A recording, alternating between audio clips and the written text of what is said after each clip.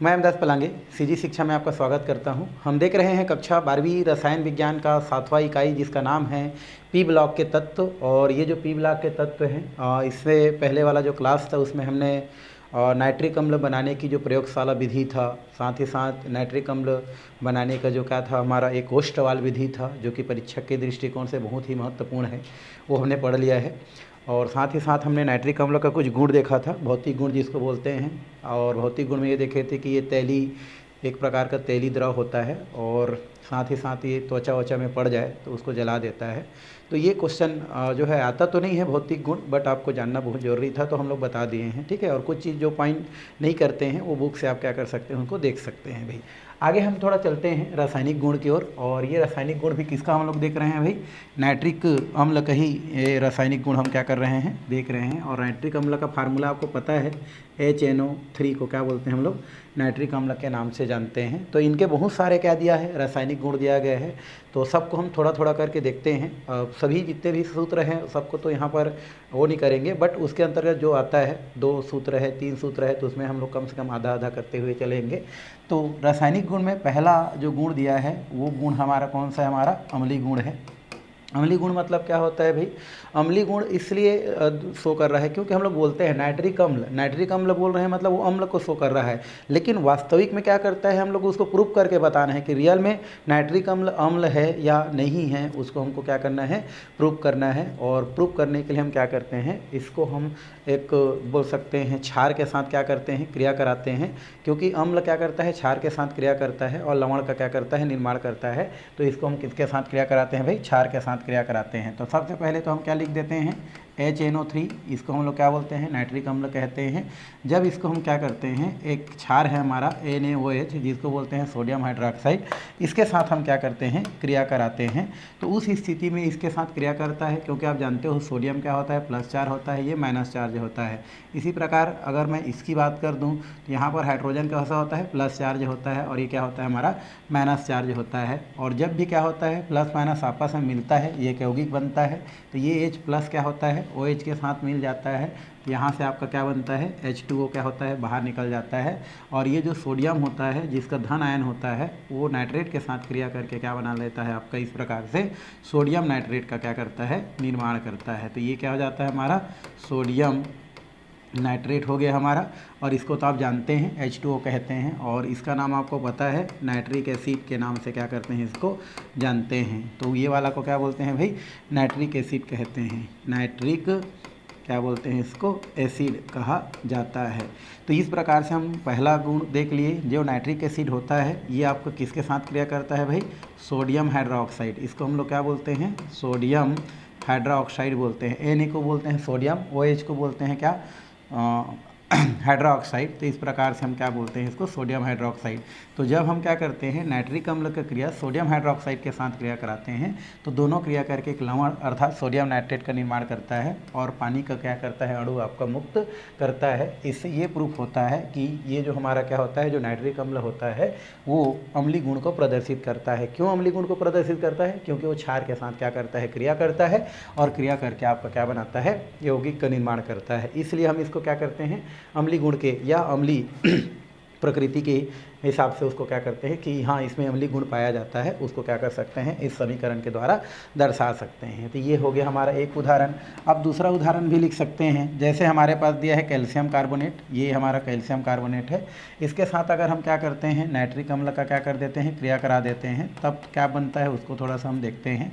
HNO3 है, इसके साथ जब क्रिया कराते हैं तो क्रिया कराने से आपका कैल्शियम नाइट्रेट क्या हो जाता है, प्राप्त हो जाता है। तो क्या बनेगा भाई, यहाँ से ये हो जाएगा आपका कोष्ठक, ये हो जाएगा, और यहाँ पर प्लस माइनस हमको ढूंढना पड़ेगा। ये प्लस है, ये हमारा क्या है, माइनस है, ये प्लस है, और ये हमारा क्या है, माइनस है।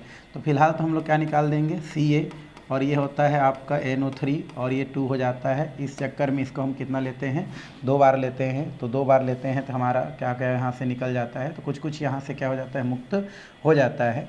तो इस स्थिति में कैल्शियम क्या निकल जाता है, हमारा नाइट्रेट निकल जाता है, इसको बोलते हैं कैल्शियम नाइट्रेट कहा जाता है, या इसी को हम क्या बोलते हैं, कैल्शियम नाइट्रेट के नाम से जानते हैं। तो ये हमारा क्या हो जाता है भाई, कैल्शियम क्या हो जाता है, नाइट्रेट हो जाता है ना। और साथ में क्या बचा है हमारा, कैल्शियम और ये तो निकल गया हमारा, कैल्शियम और NO3 निकल गया, बचा क्या है हमारा CO3। अब यहाँ पर इस स्थिति हम लोग देखें तो इस प्रकार से बैलेंस यहाँ पर करना उचित नहीं लग रहा है, इसलिए हम लोग बैलेंस क्या करते हैं, उस साइड करते हैं तो ज़्यादा अच्छा है। तो हम बैलेंस कहाँ कर देते हैं भाई, यहाँ पर कर देते हैं। तो अब ठीक है, यहाँ पर बैलेंस करते हैं तो अब बैलेंस क्या हो जाता है, अच्छा हो जाता है। तो ये हमारा 2 कर दिए। तो उस स्थिति में कैल्शियम के साथ 2 नाइट्रेट क्या हो जाता है, इस प्रकार से निकल जाता है, कैल्शियम नाइट्रेट बनाता है। अब यहाँ 2 हाइड्रोजन बचा है, ये 2 हाइड्रोजन क्या करता है, यहाँ 3 ऑक्सीजन जो कार्बन के पास है, 1 ऑक्सीजन को उधार ले लेता है ये, तो ये इस प्रकार से H2 हो जाता है। अब देखो कार्बन के पास जो 3 ऑक्सीजन से 1 ऑक्सीजन चला गया, तो कार्बन के पास कितना बचा है भाई हमारा, 2 बचता है। तो इस तरीक़ा से भी हम क्या करते हैं, क्रिया करा करके हम क्या बोल सकते हैं, ये जो नाइट्रिक अम्ल है उसका अम्लीय गुण को क्या कर सकते हैं, चेक कर सकते हैं और बता सकते हैं कि नाइट्रिक अम्ल में अम्लीय गुण क्या होता है, पाया जाता है। तो ये हो गया पहला, और नाइट्रिक अम्ल के अम्लीय गुण को दर्शाने के लिए कुछ समीकरण। चलिए हम नेक्स्ट रासायनिक गुण की ओर क्या करते हैं, चलते हैं। नेक्स्ट रासायनिक गुण है हमारा वियोजन। वियोजन क्या होता है भाई, वियोजन मतलब होता है टूटना। अगर हम नाइट्रिक अम्ल की बात करें, नाइट्रिक अम्ल का फार्मूला क्या होता है भाई, HNO3 होता है। अगर हम इसकी अगर क्या करें, बात करें तो जो नाइट्रिक अम्ल है इसको अगर हम गर्म कर दें, है ना, तो ये क्या करता है हमारा, वियोजित हो जाता है, इसका वियोजन हो जाता है। और वियोजन होने से क्या क्या बनता है उसको हम लोग देखते हैं। तो इस स्थिति में जब इसको हम क्या करते हैं, गर्म करते हैं, तो गर्म करने से वियोजित होकर के ये आपका बनाता है, एक तो हमारा बना सकता है, यहाँ से अगर बात करें तो एक H2 है ना, और हमारा क्या हो जाता है 3 दूनी 6, तो एक हमारा बन जाता है यहाँ से N2O5 बन जाता है, और H2O क्या हो जाता है यहाँ से रिलीज कर देता है, क्योंकि ये 2 हाइड्रोजन रहता है, 2 हाइड्रोजन इधर जाके H2 हो जाता है, और यहाँ से 2 2 ने कितना है हमारा 4 है, तो थोड़ा सा हम लोग देखें तो 3 बनेगा, यहाँ पर कितना बनेगा हमारा, 3 वाला बनेगा, तब भी कोई दिक्कत ही नहीं है भाई, 3 वाला बना दो इसको, N2 और क्या हो जाता है O3 हो जाता है। क्यों, क्योंकि 2 ने 4 ऑक्सीजन है और 2 हाइड्रोजन है, तो 2 हाइड्रोजन और 1 ऑक्सीजन जो है पानी के रूप में क्या हो जाता है, यहाँ से बाहर निकल जाता है। बच गया कितना नाइट्रोजन, सामने में 2 है, इधर आके N2 हो जाता है, 2 ने 4 में से 1 ऑक्सीजन निकल चुका है, मतलब O3 बचा हुआ है, मतलब नाइट्रोजन ट्राईऑक्साइड क्या हो जाता है, प्राप्त हो जाता है। तो इस तरीक़ा से हम बोल सकते हैं कि जो नाइट्रिक अम्ल जो होता है, कौन सा अम्ल होता है भाई, अच्छा नाइट्रिक अम्ल होता है, इसको हम लोग एक बार फिर से करते हैं, ठीक है, क्योंकि वहाँ पर आपका नाइट्रिक अम्ल हम लोग ना लिख के नाइट्रस अम्ल लिख दिए थे भाई, ठीक है।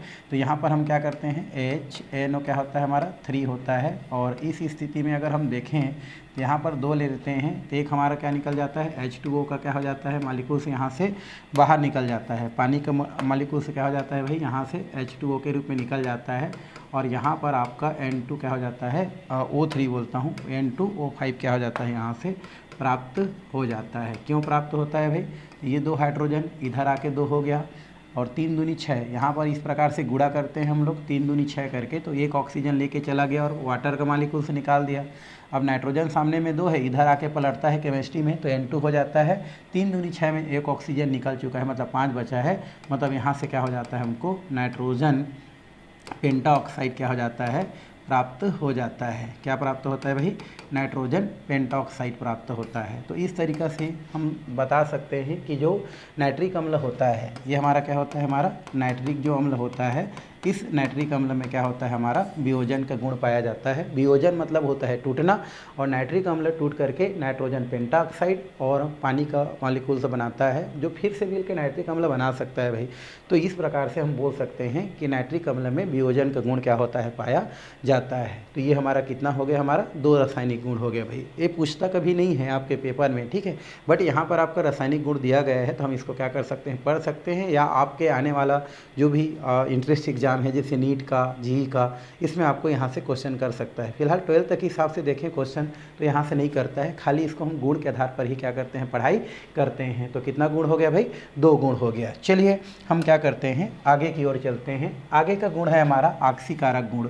आक्सीकारक गुण आपने पहले एक लेसन पढ़े हैं, वो लेसन था हमारा एक बोल सकते हैं थर्ड लेसन जो पढ़े थे हम लोग, जिसमें रेडॉक्स अभिक्रिया से रिलेटेड हमने बात किया था, तो उसमें ऑक्सीकारक और अपचायक आपने पढ़ा था। ऑक्सीकारक मतलब होता है जब एक अभिकारक दूसरे अभिकारक को अगर क्या करता है हमारा, या ये बोल सकते हैं एक अभिकारक जब दूसरे अभिकारक से क्या करता है, इलेक्ट्रॉन को क्या कर लेता है हमारा, ग्रहण कर लेता है, तो उसे हम क्या बोलते हैं, ऑक्सीकारक के नाम से जानते हैं। और अपचायक जस्ट उल्टा होता है भाई, जब एक अभिकारक दूसरे अभिकारक को इलेक्ट्रॉन क्या करता है, डोनेट कर देता है, तो अपचायक कहलाता है। तो वहीं पर उसी ऑक्सीकारक गुण की हम बात कर रहे हैं। तो यहाँ पर ऑक्सीकारक जो गुण होता है वो गुण भी क्या होता है हमारा, ये जो नाइट्रिक अम्ल होता है उनमें क्या होता है, पाया जाता है। मतलब हम बोल सकते हैं कि जो नाइट्रिक अम्ल होता है, ये नाइट्रिक अम्ल अच्छा क्या होता है, एक ऑक्सीकारक है भाई, अच्छा ऑक्सीकारक है, मतलब दूसरों को क्या कर देता है, ये ऑक्सीकृत कर देता है, ठीक है, और स्वयं अपचयित हो जाता है। तो उसी को हम लोग यहाँ पर क्या करेंगे, सूत्र के माध्यम से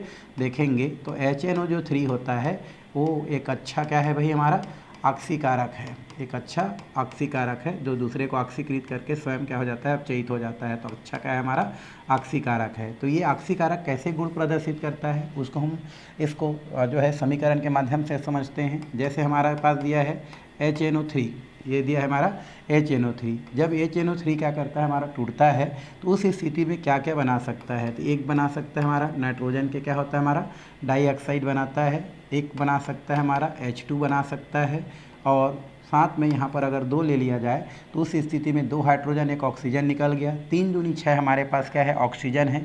तो 3 दूनी 6 ऑक्सीजन में से बात करें तो यहाँ पर कितना हो जाता है हमारा, 2 कर देते हैं, तो 2 दूनी कितना हो गया, 4 हो गया, 4 1 5 हो गया। मतलब यहाँ पर ऑक्सीजन कितना निकल रहा है भाई हमारा, 1 ऑक्सीजन यहाँ से क्या हो रहा है हमारा, निकल जा रहा है। तो उस स्थिति में यहाँ पर 1 ऑक्सीजन क्या होता है आपका, निकलता है। और यही जो ऑक्सीजन है इसको हम लोग नवजात ऑक्सीजन के नाम से जानते हैं, और यही ऑक्सीजन किसी दूसरे को क्या कर देता है, ऑक्सीकृत कर देता है। नवजात ऑक्सीजन बोलते हैं इसको, क्या बोलते हैं भाई, इसको नवजात ऑक्सीजन कहते हैं। तो जब हम नाइट्रिक अम्ल का क्या करते हैं, जो है वो वियोजन कराते हैं, तो वियोजन करने से नाइट्रोजन के डाइऑक्साइड, पानी के और एक जो है मॉलिक्यूल्स क्या होता है, ऑक्सीजन के प्राप्त होता है, जिसको नवजात ऑक्सीजन के नाम से जाना जाता है। और यही जो नवजात ऑक्सीजन होता है वो दूसरे पदार्थों को क्या करता है, ऑक्सीकृत कर देता है ना, और स्वयं क्या हो जाता है, अपचयित हो जाता है। जो हम आगे जो है किसके माध्यम से देखने वाले हैं, जो सूत्र है, समीकरण है, उसके माध्यम से देखने वाले हैं। तो एक तरीका से ये क्या करता है, इस प्रकार से ऑक्सीजन मुक्त होकर के दूसरे पदार्थों को ऑक्सीकृत कर देता है। इस वजह से बोलते हैं कि हाँ, हमारा जो नाइट्रिक अम्ल है वो अच्छा ऑक्सीकारक है। एक तरीका ये हो गया। दूसरा तरीका कैसा होता है, दूसरा तरीका ये होता है, अगर हम सेम क्या करें, इस प्रकार से फिर से क्या लेते हैं, नाइट्रिक अम्ल लेते हैं, और इसका जब हम विघटन कराते हैं तो ये बना लेता है इस बार नाइट्रिक ऑक्साइड, पहले नाइट्रोजन डाइऑक्साइड बनाया था, अब नाइट्रिक ऑक्साइड बना लेता है, और ये हो जाता है H2O। और यहाँ पर आपका 3 नवजात ऑक्सीजन क्या करता है, मुक्त करता है। क्यों, क्योंकि बैलेंस कर लो, 3 दूनी 6 हमारा क्या है, ऑक्सीजन है, यहाँ से गुणा कर देंगे तो 3 दूनी 6 हो गया, तो 2 ऑक्सीजन यहाँ पर है, 1 ऑक्सीजन यहाँ पर है, तो 3 हो गया, 3 ऑक्सीजन क्या हो जाता है, निकल जाता है। और ये 3 ऑक्सीजन भी कौन सा ऑक्सीजन होता है भाई, नवजात ऑक्सीजन ही होता है। और ये जो नवजात ऑक्सीजन होता है वो दूसरों को क्या करता है, ऑक्सीकृत कर देता है, और स्वयं क्या हो जाता है, अपचयित हो जाता है। तो इस तरीक़ा से हमारा जो नाइट्रिक अम्ल है इस प्रकार से टूटेगा, नाइट्रोजन डाइऑक्साइड बनाएगा, तो आपका क्या होगा, ये 1 ऑक्सीजन मुक्त करता है, जो दूसरे पदार्थों को ऑक्सीकृत कर देता है। अगर ये इस प्रकार से टूट करके नाइट्रिक ऑक्साइड, ये पहले नाइट्रोजन डाइऑक्साइड बनाया था तो 1 ऑक्सीजन मुक्त कर रहा था, जब नाइट्रिक ऑक्साइड बनाता है तो 3 ऑक्सीजन मुक्त करता है, और 3 ऑक्सीजन बहुत सारे यौगिक को क्या कर देता है, ऑक्सीकृत करके उसको दूसरे यौगिक में परिवर्तित कर देता है। तीसरा अगर हम पाइन की बात करें तो एक और होता है हमारा, वो होता है हमारा 2HNO3। अगर ये फिर से टूट गया तो एक बनता है हमारा N2O, जिसको हम लोग बोलते हैं नाइट्रस ऑक्साइड, और साथ में बनाता है H2O, और यहाँ पर आपका 4 ऑक्सीजन क्या करता है, मुक्त करता है। कितना ऑक्सीजन, 4 ऑक्सीजन। ये भी नवजात रहता है, और ये जो नवजात ऑक्सीजन होता है वो दूसरे को क्या कर देता है, आपका ऑक्सीकृत कर देता है, स्वयं अपचयित हो जाता है, और दूसरों को क्या करता है, ऑक्सीकृत करने का काम कर रहा है, चूँकि इसलिए क्या होता है, एक अच्छा ऑक्सीकारक होता है। तो ये 3 सूत्र दिया गया है, और तीनों सूत्र के माध्यम से हमारा जो नाइट्रिक अम्ल होता है वो नाइट्रिक अम्ल किसी दूसरे यौगिक को क्या कर सकता है, ऑक्सीकृत कर सकता है। तो ये तो हो गया हमारा ऑक्सीकारक से रिलेटेड बातें।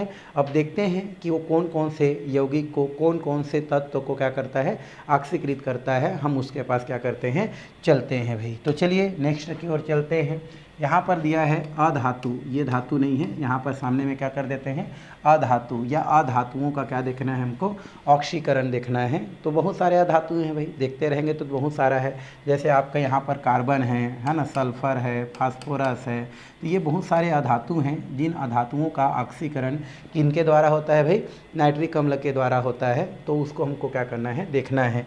पहला है हमारा कार्बन का ऑक्सीकरण लिखते हैं, पहला किसके देखते हैं हम लोग कार्बन का ऑक्सीकरण। तो इसी के अंतर्गत मैं ए नंबर लिख देता हूँ और लिख देता हूँ मैं कार्बन का ऑक्सीकरण। किसका ऑक्सीकरण देखेंगे हम लोग, कार्बन का ऑक्सीकरण देखेंगे। ओके, तो ये कार्बन का ऑक्सीकरण कैसा होगा भाई, तो ऑक्सीकरण करने के लिए आपको क्या करना पड़ेगा, अभी हम जो सूत्र पढ़े हैं उसके पास जाना पड़ेगा, पहला सूत्र के पास। तो पहले सूत्र में क्या लिखे थे हम लोग 2HNO3 लिखे थे, साथ में क्या लिखे थे भाई, साथ में हमने लिखे थे यहाँ पर 2NO2, साथ में क्या लिखे थे हमारा H2O, और साथ में एक नवजात ऑक्सीजन क्या लिखे थे हम लोग, एक ठो ऐसे लिखे थे। पहले इसको लिखना है इस सूत्र को, तभी जाकर के आप कार्बन को क्या कर सकते हैं ऑक्सीकृत करा सकते हैं। अब हम क्या लेते हैं यहाँ पर कार्बन को ले लेते हैं, तो ये हमारा कार्बन हो जाता है। अब इस कार्बन का अगर हम क्या करते हैं ऑक्सीकरण करते हैं, तो ये ऑक्सीकरण करने से क्या बनता है हमारा, ये CO2 में क्या हो जाता है परिवर्तित हो जाता है। तो इस प्रकार से देखो वो जो ऑक्सीजन जो यहाँ पर निकला था, ये जो नवजात ऑक्सीजन निकला था, ये नवजात ऑक्सीजन किसके पास जाता है, कार्बन के पास जाता है, और कार्बन को क्या कर देता है ऑक्सीकृत कर देता है। और ऑक्सीकृत करने से क्या हो जाता है, कार्बन डाइऑक्साइड में क्या हो जाता है आपका परिवर्तित हो जाता है। किस में परिवर्तित हो जाता है भाई, कार्बन डाइऑक्साइड में। मान लो इसका हम लोग ऑक्सीजन कितना ले लेते हैं, 2 लेते हैं, तो उस स्थिति में कार्बन डाइऑक्साइड में क्या हो जाता है परिवर्तित हो जाता है। अब कार्बन डाइऑक्साइड में परिवर्तित हो गया, मतलब कार्बन का क्या हो गया ऑक्सीकरण हो गया। लेकिन यहाँ पर क्या होता है आपका, ये जो नवजात ऑक्सीजन यहाँ पर एक रहता है जबकि यहाँ पर 2 होता है, इस वजह से इसको जो है पूरे समीकरण को कितना से गुणा कर दिया जाता है, 2 से क्या कर दिया जाता है गुणा कर दिया जाता है। गुणा करने से क्या होता है आपका, ये जो हमारा क्या होता है 2 ऑक्सीजन, और यहाँ 2 से गुणा करेंगे तो ये 2 ऑक्सीजन क्या हो जाता है, वो जो है आपस में कैंसिल हो जाता है। क्यों, क्योंकि जो अभिकारक के टाइप, अभिकारक के तरफ और उत्पाद के तरफ अगर हम देखें, तीर के इस तरफ और तीर के उस तरफ अगर सेम क्या होता है हमारा, सेम यौगिक या सेम तत्व होता है, तो क्या हो जाता है इस प्रकार से कैंसिल हो जाता है। तो यहाँ पर 2 हमारा क्या था ऑक्सीजन था नवजात, जो कार्बन को ऑक्सीकृत करके कार्बन डाइऑक्साइड बना रहा था, और ये वही ऑक्सीजन है। ये देखो ये जो ऑक्सीजन आपका दिख रहा है, यही ऑक्सीजन क्या करता है कार्बन के पास आता है, कार्बन के पास आ करके उसको क्या कर देता है ऑक्सीकृत करके उसको कार्बन डाइऑक्साइड में परिवर्तित कर देता है। तो बैलेंस के लिए 2 लगाए हैं, तो उस चक्कर में पूरे समीकरण को 2 लगाना पड़ता है। तो 2 लगाते हैं तो 2 एक कम 2 हो जाता है, ये 2 और ये 2 क्या हो जाता है कैंसिल हो जाता है। बाकी जो बचा रहता है उसको वैसा ही क्या कर दिया जाता है उतार दिया जाता है। जैसे ये सामने में 2 है तो 2 से गुणा किया जाता है, तो क्या होता है यहाँ पर 4HNO3 प्राप्त हो जाता है। ये तो हो गया इस साइड वाला, और यहाँ पर कार्बन रहता है, देखो ये तो हो गया 2 से गुणा करेंगे 2 से, तो 2 दूने 4 नाइट्रिक अम्ल हो गया, एक ठो कार्बन हो गया। अब तो इस साइड वाला सब खत्म हो गया। अब तीर के उस साइड वाला की अगर हम बात करते हैं तो 2 दूने 4 ठो हमारा क्या है भाई NO क्या है 2 है। उसके अलावा क्या है 2 एक कम 2, मतलब 2 एक कम 2 पानी के 2 क्या है हमारे अणु हैं, और साथ ही साथ कार्बन डाइऑक्साइड के हमारे कितना है 1 अणु हैं। तो इस प्रकार से जोड़ के ओवरऑल क्या करते हैं हम लोग जो है सूत्र क्या कर लेते हैं प्राप्त कर लेते हैं। इधर भी देख लो वही जो है पूरा बैलेंस के साथ यहाँ पर क्या हो रहा है आपको मिल रहा है।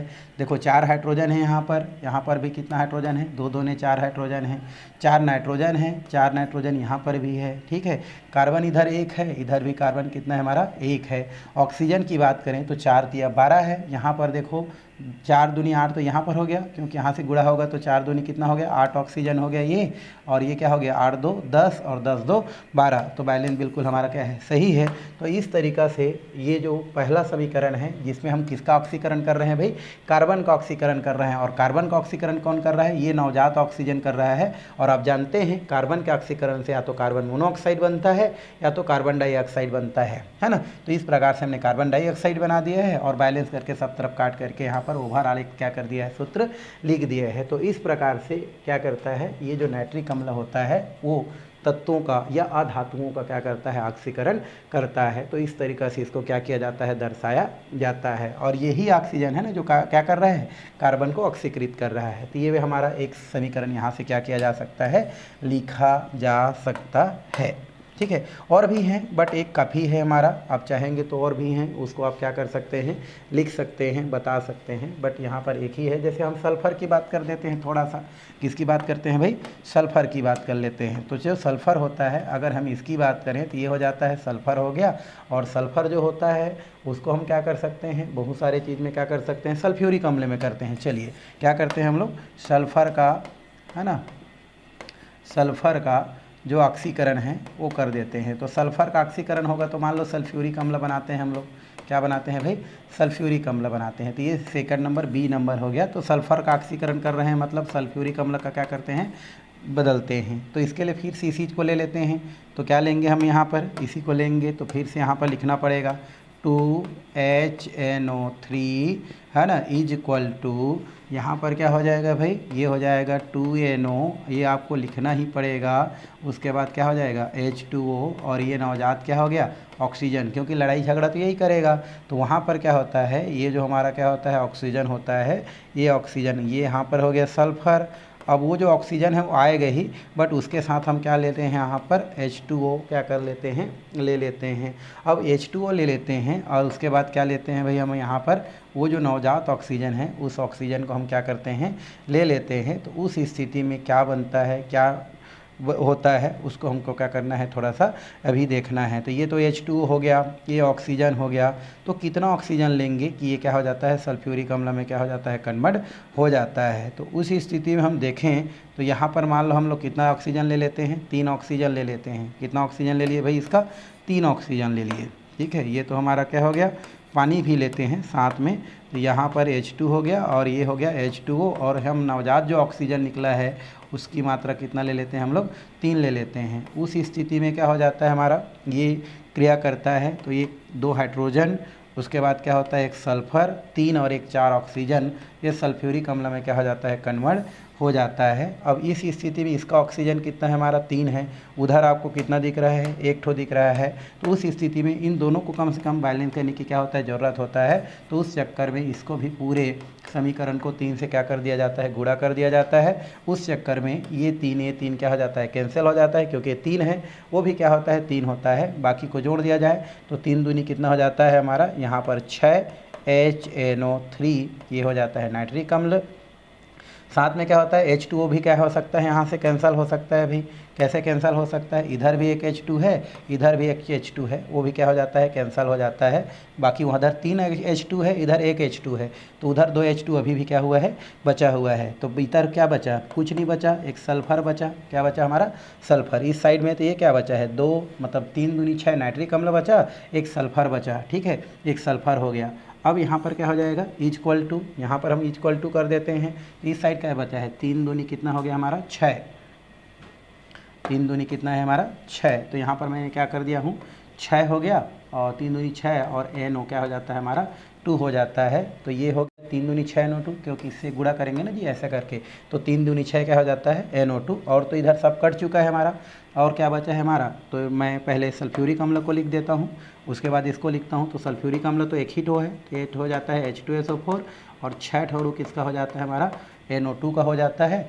अब इधर हम बात करें तो एक देखो 3 पानी था, एक पानी कर चुका है, मतलब 2 H2O अभी भी क्या हुआ है, बचा हुआ है। तो इस प्रकार से आप इसको क्या कर सकते हैं, सल्फ़र के लिए भी क्या कर सकते हैं, अप्लाई कर सकते हैं, और इस प्रकार से क्या कर सकते हैं, आप सूत्र बना सकते हैं। तो ये हो गया हमारा अधातु का ऑक्सीकरण, किसके द्वारा, नाइट्रिक अम्ल के द्वारा। तो इस प्रकार से क्या किया जाता है, इसमें आपका जो है ऑक्सीकारक गुण को क्या किया जाता है, प्रदर्शित किया जाता है। काफ़ी है 2, ठीक है, आप इतना ही कर लेंगे, वो बहुत ज़्यादा है भाई, ठीक है। चलिए अब हम क्या करते हैं, आगे की ओर चलते हैं। ये दूसरा नंबर का हमारा दिया है, पहला दिया था अधातु वाले तत्वों का ऑक्सीकरण।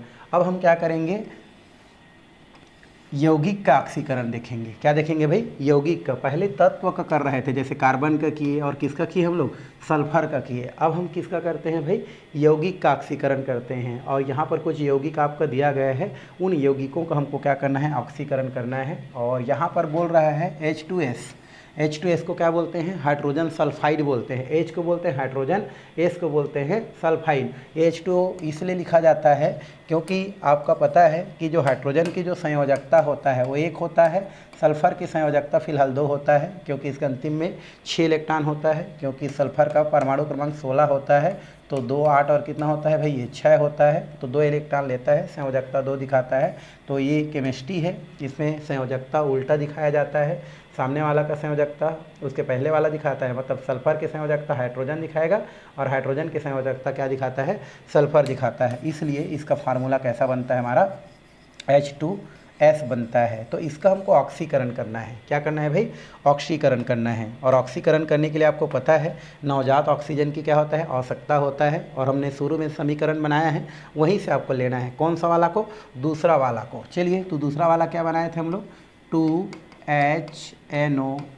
ये बनाए थे, साथ में फिर क्या निकला था यहाँ पर, ये निकाल दिए थे 2NO जिसको नाइट्रिक ऑक्साइड बोलते हैं, साथ में निकाले थे H2O जिसे पानी बोलते हैं, और यहाँ पर 3 ऑक्सीजन नवजात के रूप में निकाले थे। इसको हम लोग क्या बोलते हैं भाई, नवजात ऑक्सीजन कहते हैं। यही नवजात ऑक्सीजन क्या कहता है, इसको हाइड्रोजन सल्फाइड को सल्फर में बदलना बोल रहा है। किसमें बदलना, सल्फर, मतलब एस में परिवर्तित करना। तो हम इसको आसानी से क्या कर सकते हैं, परिवर्तित कर सकते हैं। तो चलिए यहाँ पर क्या लेते हैं हम लोग, H2O बोलता हूँ मैं, क्या ले लेता हूँ यहाँ पर, ये तो लिखना कंपलसरी है। अब हम क्या लेते हैं, H2S है। अब इसको कन्वर्ट करना है, किस में कन्वर्ट करना है, आपको H2S से बनाना है, आपका S बनाना है। तो उसमें आपको कन्वर्ट करने के लिए क्या करने की ज़रूरत है भाई, ज़्यादा कुछ करने की ज़रूरत नहीं है। ये हमारा हो जाता है आपका H2S हो जाता है, ये हो गया H2S, है ना, थोड़ा अच्छा नहीं दिख रहा है, और एक बार लिख देता हूँ, तो ये हो गया H2S। अब क्या करूँ, वो तो आएगा ही, वो कौन आएगा हमारा, नवजात ऑक्सीजन, बिना तो काम ही नहीं बनने वाला है भाई, ये लेना ही है, वही क्या करेगा, इसको ऑक्सीकृत करेगा। तो ये नवजात ऑक्सीजन यहाँ पर आता है, आ करके उसको ऑक्सीकृत करता है, ऑक्सीकृत करने से यहाँ से क्या निकल जाता है, आपका H2O निकल जाता है, और इस तरीक़ा से हमको क्या हो जाता है, सल्फ़र प्राप्त हो जाता है। तो सल्फ़र क्या हो गया आपका भाई, मिल गया। बट यहाँ पर आप देख रहे हैं सल्फ़र तो हमने प्राप्त कर लिया, लेकिन यहाँ पर देखो नवजात ऑक्सीजन कितना है, 3 है, बट यहाँ पर कितना दिख रहा है आपको, 2 दिख रहा है। तो आपको बैलेंस करने की ज़रूरत रहता है, और यहीं पर डायरेक्ट नहीं, इसको उसके चक्कर में पूरे, है ना, समीकरण को बैलेंस करने की ज़रूरत रहता है। क्योंकि यहाँ पर देखो 3 है, यहाँ पर भी 3 है, तो पूरे समीकरण को 3 से क्या कर दिया जाता है भाई, गुणा कर दिया जाता है। पूरे समीकरण को क्या करते हैं भाई, 3 से हम लोग गुणा कर देते हैं, और गुणा कर देने से ये जो है 3 हो गया, और ये भी 3 हो गया, दोनों क्या हो जाता है, कैंसल हो जाता है। अब जो दोनों तरफ रहता है उसको काट देते हैं, तो ये इस तरफ था, वो उस तरफ था, इनका भी संख्या 3 था, उसका भी संख्या 3 था, तीनों को काट दिए। इन दोनों को तो पहले बैलेंस करना ही है ना, चाहे ऊपर ज़रूरत पड़े चाहे नीचे ज़रूरत पड़े। ये कट गया, ये कट गया, अब जो बचा है उसको क्या कर दो, नीचे चुपचाप उतार दो, वही आपका क्या होता है, फाइनल आंसर होता है। तो क्या बचा है ऊपर में, देखो ये बचा है 2, और ये बचा है हमारा HNO3, ये ऊपर वाला हो गया। अब इस साइड क्या बचा है, इसके अलावा ये H2S बचा है, तो ये H2S वो भी कैट हो, 3 ठो बचा है, देखो क्योंकि सामने में 3 है, तो 3 से गुणा करेंगे, तो 3 से गुणा करेंगे तो कितना हो जाएगा, 3H2S। देखो ये 3 है, और 3 से गुणा करेंगे तो 3H2S।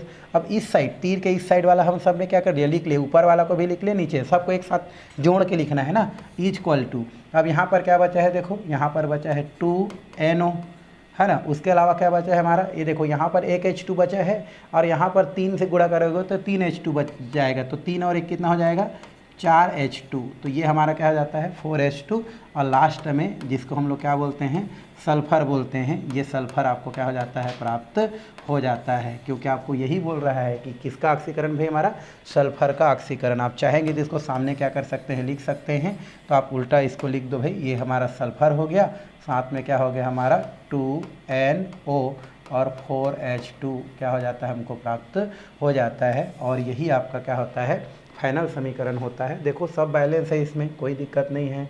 हमारा 8 हाइड्रोजन है भाई, देखो कितना हाइड्रोजन है, 8 हाइड्रोजन, 3 दूनी 6 यहाँ पर है, 2 हाइड्रोजन यहाँ पर है, तो डायरेक्ट 4 दूनी 8 ऑक्सीजन हाइड्रोजन यहाँ पर दिख रहा है। दो नाइट्रोजन है, दो नाइट्रोजन आपको दिख रहा है, एक सल्फर है, 3 सल्फर है, तो यहाँ पर कितना लगा देते हैं 3, तो यहाँ पर 3 सल्फर, क्योंकि 3 से गुणा करेंगे तो 3 आ जाएगा, तो 3 सल्फर हो गया। ऑक्सीजन 3 दूनी 6 है, तो 4 और 2 6 है। तो इस तरीक़ा से क्या हो जाता है हमारा यौगिक का ऑक्सीकरण, जिसमें हमने पहला ऑक्सीकरण H2S का सल्फर में ऑक्सीकरण, इसके आधार पर क्या कर सकते हैं हम लोग कर सकते हैं। तो ये भी जो है ऑक्सीकारक गुण के अंतर्गत क्या किया जाता है, रखा जाता है। तो ये हो गया सल्फर, इसका हाइड्रोजन सल्फाइड का सल्फर में ऑक्सीडेशन, और आपको ऐसा ही करना है अगर क्वेश्चन पूछता है तो। चलिए अब नेक्स्ट जो है उसके पास चलते हैं। दूसरा नंबर यौगिक का जो ऑक्सीकरण है उसमें दूसरा नंबर दिया है सल्फर डाइऑक्साइड का सल्फ्यूरिक अम्ल में ऑक्सीकरण बोल रहा है। किसका बोल रहा है भाई, सल्फर डाइऑक्साइड। तो सल्फर डाइऑक्साइड का फार्मूला क्या होता है, SO2। इसको किस में कन्वर्ट करना है बोल रहा है, सल्फ्यूरिक अम्ल, और सल्फ्यूरिक अम्ल का फार्मूला क्या होता है H2SO4। तो आपको यहाँ से क्या बनाना है, सल्फर डाइऑक्साइड से क्या बनाना है भाई, हमारा सल्फ्यूरिक अम्ल बनाना है। किसके मदद से, नाइट्रिक अम्ल के मदद से। तो कैसे बनाना, तो हमको इससे है, तो कैसे बनेगा उसको हमको देखना है। तो सबसे पहले तो आप क्या कर दो, फार्मूला को लिख दो। पहले जो लिखे थे ये था हमारा HNO3 है ना, जिसे नाइट्रिक अम्ल कहते हैं। ये टूटता है तो क्या बनाता है 2NO प्लस H2O प्लस 3 नवजात ऑक्सीजन, यहाँ से क्या हो जाता है, बन जाता है। और वही तीनों नवजात ऑक्सीजन जो निकला है वो किसको क्या करता है भाई, ऑक्सीकृत करता है, सल्फर है ना डाइऑक्साइड, ये हो जाता है सल्फर डाइऑक्साइड। अब कैसे ऑक्सीकृत करता है, तो इसके लिए पानी की क्या होता है, ज़रूरत होता है। और पानी के अलावा वो जो नवजात ऑक्सीजन निकला है इसकी तो ज़रूरत ही है, उसके बिना तो हम कर ही नहीं करेंगे, उसको तो लेने छे, अलग बात है उसको पानी की ज़रूरत पड़ जाता है। तो ये हमारा नवजात ऑक्सीजन आता है। अब कैसे करता है, तो देखो 4 ऑक्सीजन हो गया, 1 2 2 2 4, एक H2 है और एक सल्फर है, तो बन गया हमारा H2SO4, तुरंत बन गया। देखो ऑक्सीजन पानी के साथ आया और फिर सल्फर डाइऑक्साइड को किस में कन्वर्ट कर दिया भाई, H2SO4 में क्या कर दिया, कन्वर्ट कर दिया। तो ये हमारा क्या हो जाता है, कन्वर्ट हो जाता है। बट अब फिर आपको क्या करना पड़ेगा, इसको गड़बड़वाना पड़ेगा। कैसे, देखो यहाँ पर नवजात ऑक्सीजन कितना है, 3 है, जबकि यहाँ पर कितना है हमारा, 1 ठो है। तो पूरे समीकरण को 3 से क्या करना पड़ेगा, आपको गुणा करना पड़ेगा। ऐसा इसमें करते हैं भाई, है ना। इसके चक्कर में देखो ये लोग यहाँ पर 3 है और यहाँ का ठो है, 1 ठो है, तो पूरे समीकरण को 3 से गुणा करते हैं। तो ये भी कितना हो गया हमारा, 3 हो गया, ये भी 3 हो गया, मतलब बराबर हो गया। और बराबर जब हो जाता है, देखो इस साइड क्या होगा, 3 से गुणा करेंगे तो 3 हो गया, 3 से गुणा करेंगे 3। ये जो 3 वाला है वो तीर के उस साइड है, ये जो 3 है वो तीर के इस साइड है, तो दोनों क्या हो जाता है हमारा, कैंसल हो जाता है। और भी कुछ कैंसल वाला लग रहा है, यस, यहाँ पर H2 है, यहाँ पर क्या है H2 है। वैसे कैंसल करके लिखते नहीं है भाई, लिखते वक्त आपको उसको काटना नहीं है ना, वो आपको मैं समझाने के लिए काट रहा हूँ। ओवरऑल क्या करते हैं, इसको हम लोग वैसा का वैसा ही छोड़ दे रहते हैं। काटने का मतलब ये होता है आपको समझाने के लिए काटा जा रहा है, आप उसको जो है काटेंगे नहीं, पेपर में नहीं काटेंगे, उल्टा हो जाएगा, ठीक है। ये मैं आपको किसके लिए बता रहा हूँ, समझने के लिए बता रहा हूँ, ठीक है। ये कटता है बोल के, ठीक है, क्योंकि नीचे ओवरऑल बता है कटने के बाद ही आता है, तो आपको पेपर में नहीं काटना है ना, इसको विशेष ध्यान रखेंगे। तो हमने काट दिया, इधर क्या हो गया, 3 H2 था, जिसमें से एक H2 इधर के H2 के साथ क्या हो गया, कट गया, और कुछ नहीं है। तो कितना बचा है हमारा, ये बचा है 2HNO3, ये बच गया।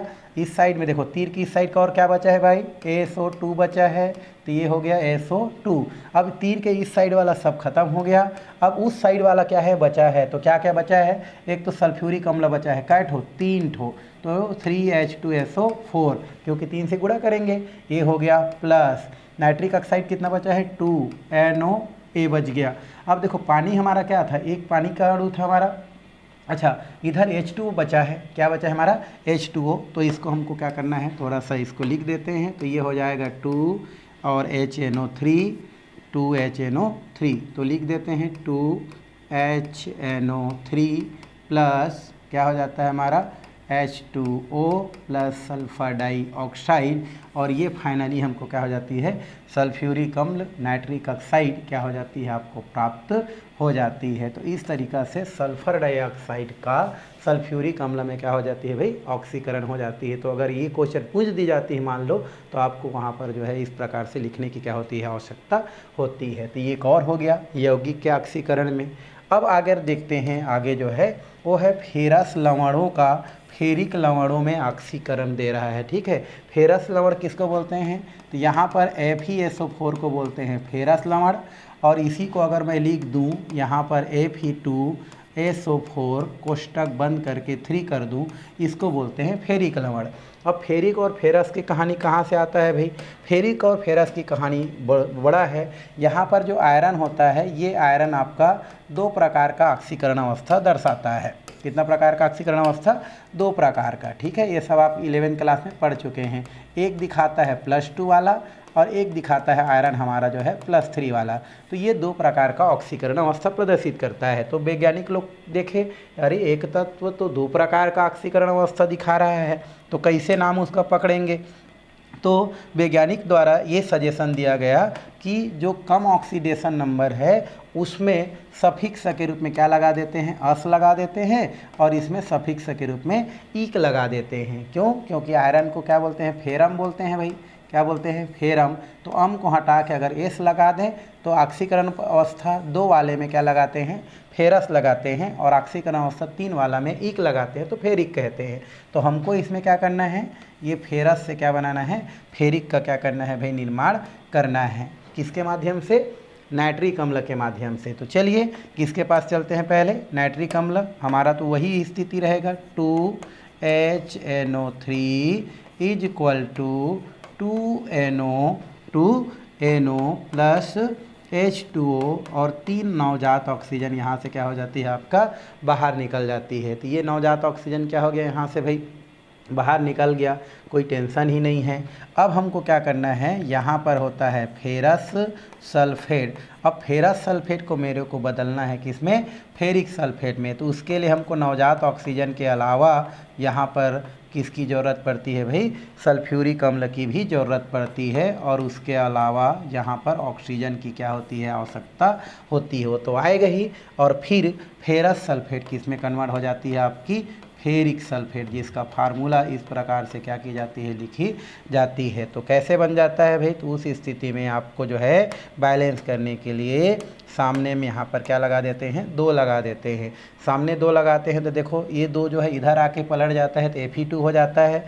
चूँकि यहाँ पर Fe2 हो गया, देखो ये 2 था, इधर आके क्या हो गया, Fe2 हो गया। अब 2 सल्फेट है, देखो सल्फेट के सामने में 2 लगा है, मतलब सल्फेट कितना है, 2, और इसके लेके क्या हो जाता है, 3 हो जाता है। तो 3 सल्फेट उस तरफ क्या हो जाता है, आपको प्राप्त हो जाता है। 3 सल्फेट आपको देखने को मिल रहा है। और बचा क्या है हमारा, एक हाइड्रोजन, 2 हाइड्रोजन बचा है और 1 ऑक्सीजन बचा है। मतलब यहाँ पर क्या हो जाता है, आपको एक H2O भी क्या हो जाता है, प्राप्त हो जाता है। तो यहाँ पर क्या हो गया, एक H2 हो जाता है। अब सबको क्या कर दिया जाता है, ओवरऑल सबको जोड़ दिया जाता है, और फाइनल वाला समीकरण क्या कर लिया जाता है भाई, प्राप्त कर लिया जाता है। अब देखो उधर तो ऑक्सीजन देखो कितना दिख रहा है, 3 दिख रहा है, और इधर कितना दिख रहा है हमारा, है ना, 1 दिख रहा है। तो पूरे समीकरण को बैलेंस कर दिया जाता है। कितना से भाई, हमारा 3 से बैलेंस कर दो। तो 3 से बैलेंस करेंगे तो ये और ये क्या हो जाता है, कैंसल हो जाता है। समझने के लिए कैंसल करना है, ठीक है भाई। बाकी बाद में ना मिटा देना, उसको आप पेंसिल से काटना और बाद में मिटा देना। ये कैंसल हो गया। और कुछ कैंसल हो सकता है क्या, नहीं हो सकता, कुछ नहीं दिख रहा है। तो चलिए तो हम लिख देते हैं, 3 दूनी कितना हो जाता है हमारा, 6। ये हो जाता है फेरस सल्फेट। 3 दूनी 6 क्या हो गया भाई, फेरस सल्फेट। तो हमने ले लिया 6 ठो क्या, फेरस सल्फेट, है नहीं। तो ये देखो 3 से गुणा करेंगे तो 6 क्या हो जाएगा हमारा, 3 दूनी 6 FeSO4, ये हो गया। उसके अलावा क्या बचा है हमारा, ये बचा है हमारा सल्फ्यूरिक अम्ल का, बचा है हमारा 3 × 3। तो 3 × 3 सल्फ्यूरिक अम्ल, 3 से गुणा करेंगे। और इस साइड क्या बचा है हमारा, ये बचा है 2HNO3, ये बचा हुआ है, इज इक्वल टू, इस साइड वाला सब खत्म, उस साइड वाला ये कितना बचा है हमारा, 3Fe2 कोष्टक बंद करके SO4, और ये कितना हो जाता है आपका 3 हो जाता है। प्लस यहाँ पर कितना हो रहा है, देखो ये नाइट्रिक ऑक्साइड है, लेकिन पानी का एठो है, 3 × 3 3, और ये कितना हो जाता है 4H2 हो जाता है। नाइट्रिक ऑक्साइड कितना बचा है, 2 ठो बचा है। तो ये 2NO क्या हो जाता है, यहाँ से प्राप्त हो जाता है। आप मिला के देखना, बैलेंस बिल्कुल क्या है भाई, सही है, इसमें कोई वो नहीं है। तो ये हो जाता है आपका NO। तो इस प्रकार से फाइनली हमको क्या हो जाता है, समीकरण क्या हो जाता है, प्राप्त हो जाता है। तो इस तरीक़ा से फेरिक लवण की क्या होता है, प्राप्ति होता है, या फेरस से क्या बनाता है, फेरिक बनाता है, जो ऑक्सीडेशन के अंतर्गत क्या किया जाता है, आपका रखा जाता है, रख सकते हैं। और बैलेंस कर लो, देखो यहाँ पर हमारा एक ठो है तो 6 ठो आयरन है, इधर भी 6 ठो आयरन है, 3 दूनी 6 हो गया। सल्फेट 6 ठो है, इधर भी 3 3 9 है ना। अच्छा 6 3 9, 6 3 9 है तो 3 3 9 हो गया, है ना। उसके अलावा हम लोग देखो ये है ना 3 3 9, तो ये हो गया 6 ठो सल्फेट और 3 ठो सल्फेट, तो 9 ठो हो गया।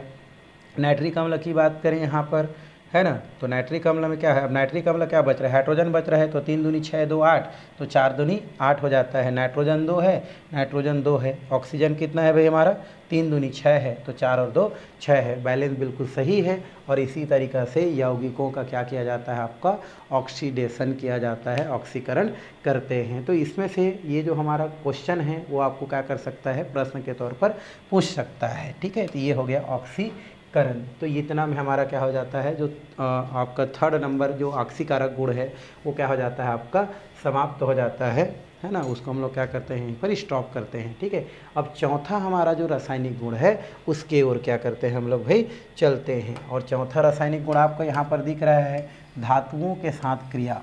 क्या देखेंगे हम लोग, धातुओं के साथ क्रिया। किसका क्रिया देखेंगे हम लोग, धातुओं के साथ। पहला तो है हाइड्रोजन से कम धन विद्युतीय धातु के साथ क्रिया देखेंगे। हाइड्रोजन से कम धन विद्युतीय धातु के साथ क्रिया हमने क्या करने वाले हैं, आगे देखने वाले हैं। और किसके साथ देखने वाले हैं भाई, तांबा के साथ। किसके साथ, तांबा के साथ हम क्या करने वाले हैं, अभिक्रिया को यहाँ से क्या करने वाले हैं, देखने वाले हैं। तो चलिए हम तांबा के साथ क्या करते हैं, अभिक्रिया कराते हैं, या वहाँ पर अभिक्रिया आपको करा के बताते हैं। ठीक है भाई, चलिए। अब तांबा का फार्मूला क्या होता है आपको पता है, Cu को क्या बोलते हैं हम लोग, तांबा बोलते हैं। और तांबा के साथ हम क्या करते हैं, नाइट्रिक अम्ल का क्या करते हैं, क्रिया कराते हैं। तो इसके लिए हम क्या करते हैं, सबसे पहले एक जो हम फार्मूला पहले जो देखे थे उसको ले लेते हैं।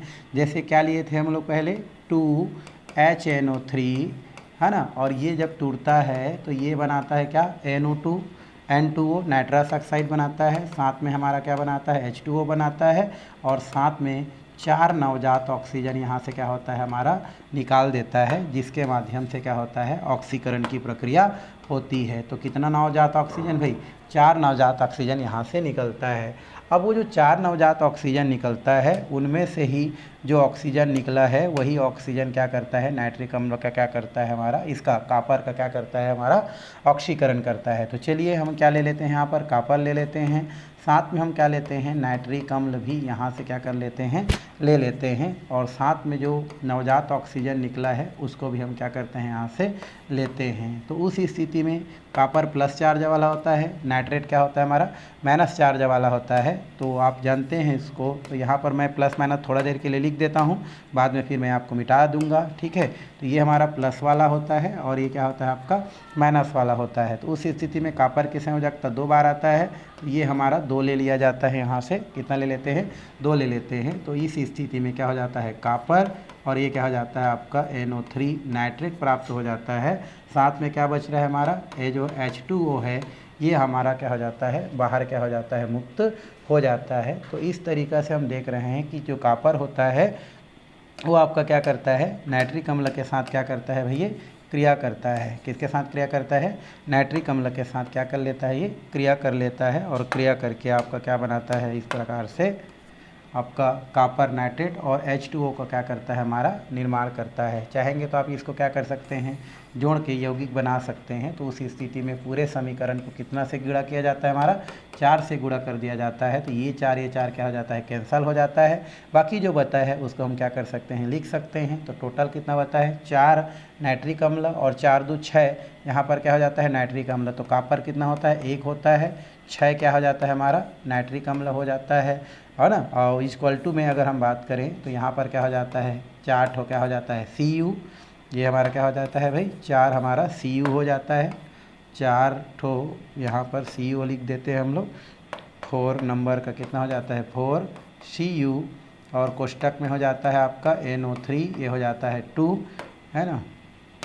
ये हमारा क्या हो जाता है, हमारा टू हो गया, ठीक है, 1 मिनट, ये हो जाता है Cu और कोष्टक में क्या है हमारा NO3 कोष्टक बंद, ये हो जाता है 2, सामने में 4, बचा क्या है हमारा अब 4 और ये हमारा 4 और एक 5, 5 तो क्या बचा है H2O और साथ में क्या हो जाता है NO2।